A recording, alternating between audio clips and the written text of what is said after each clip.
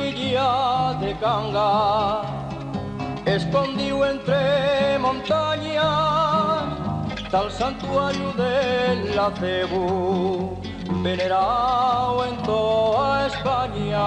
Ay, al despertar la mañana, descalzos por los caminos, para cumplir su promesa, vienen ya los peregrinos.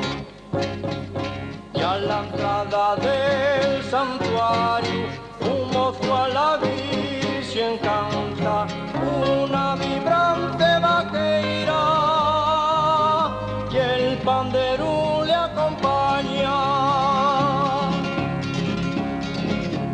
En la braña la cebal, aunque no se cuecha un gramo, pa' la Virgen de la Cebu nunca hay falta un buen ramo. Pavirum, pavirum, pavirum, pavirum, pavirum, pavirum. Celebras en el acebo desde tiempo inmemorial, el día 8 de septiembre, una fiesta popular.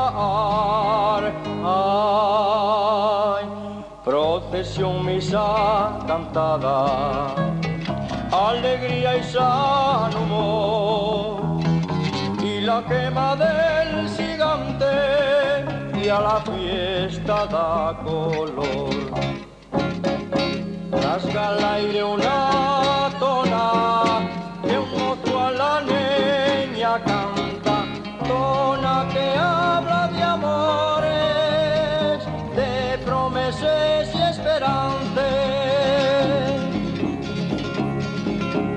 Esta mozuca vaqueira, con los gila en la mallada, y para la próxima fiesta conmigo está la casada.